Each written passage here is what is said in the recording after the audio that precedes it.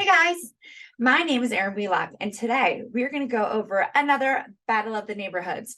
We are going to do the West Village, which I feel like is very Sarah Jessica Parker, right? Fashionable. She looks good every single day. There's fabulous photos out there of her versus the East Village, which I think of as almost like the Olsen twins, right? They're like super, super, super like bohemian, shabby chic, and they're staying in the DL in the East Village.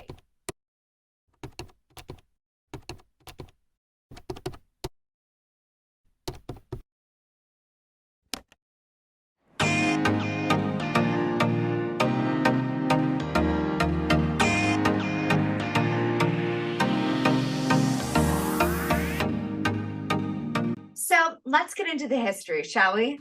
All right, you have the West Village. It's going to be the American bohemian culture, right? That's where it really started. Known for its gorgeous cobblestone streets, and they are lined by beautiful brownstones and trees. It's just stunning, very picturesque.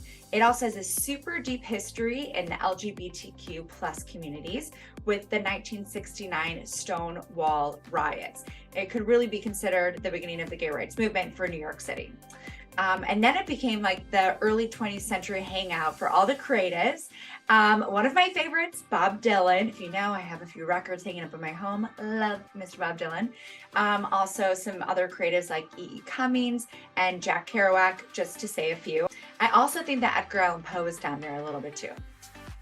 Anyways, then we have the East Village, which for those of you New Yorkers who are very familiar, this is going to be a very familiar name for you. So it was actually, it's home of three places: Alphabet City, Little Ukraine, and the Bowery. And it was once owned by the Dutch governor, Peter Stuyvesant. And then in the early 19th century, started selling it off as parcels. Then I love this. I was reading a New York Times article. In the 60s, they said it was home to the punks and the poets. And now it's home to the NYU students. Thanks, New York Times, for that. All right, let's move on. How about restaurants? West Village. They're known for Dante's, the Waverly Inn, Little Owl, Buvette. They also have a Red Farm there.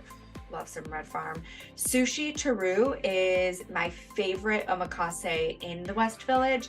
And then, of course, because I just love it, the White Horse Tavern is the second oldest bar in New York City.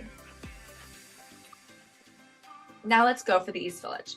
So they have, and I love it, Mama Fuko Co. And they also have the Mama Fuko Noodle Bar. They have Hanan Soup. If you've never been in Hanan Soup, you have to go because it is like one of the most beautiful places to go into. It's just such clean lines, white and wood, light wood. Anyways, you should go there just for that. They have Sobaya, the Pineapple Club, which has been blowing up. And then there's a really great spot called Dessert Bar, which is also blowing up. Now for one of my favorite things, Speakeasies. So in the East Village, you have Please Don't Tell, Lovers of Today, which is a new one. I haven't been there. Death & Co., super good drinks. And Saint has Saint downstairs now, which apparently is gorgeous. Can't wait to get there. Although the West Village has my absolute favorite speakeasy of all times, employees only. Get there early, get your tarot read on your way out. I just have a blast there. And I actually have to say their food is superbly delicious as well. And they also have the Garret. The Garret's a really fun spot to get to. Of course, they both have museums. You have the Whitney Museum of American Art in the West Village. And then in the East Village, you actually have, and I haven't been, the Museum of American Gangsters. Who knew? Okay, let's talk transportation next. So of course, the West Village, it's gonna be 7th Avenue West. You have the highway over there. East Village, you're gonna be like 4th Avenue East, you have the highway over there. So either way, you can get there pretty easily by car. Parking is not gonna be the easiest in either one, but that is what it is. And then if you're looking at the subways, the East Village, you have on 14th Street, you're gonna have the L. Then on 4th, around Astor Place, you're gonna have the 6th train. And then if you go a little bit into Greenwich Village, you're gonna have like the 8th Avenue stop for the R line.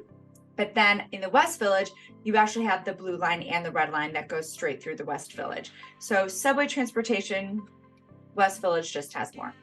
but the East Village is bigger, so probably more opportunities to park over there. They both also have great buses, crosstown and north and south. Now, for my favorite part, shopping. All right, neither has them all, and it's just okay because both have some great boutiques.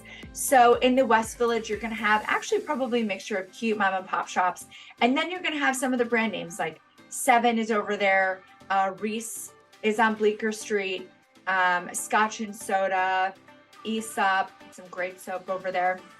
Then if you go to the East Village, it's really just full of boutiques. So they have like Standard Records, Trash and Vaudeville, Pink Olive, Coda Coast is there. So a lot of really cute little boutiques that you can pick up some fine stuff.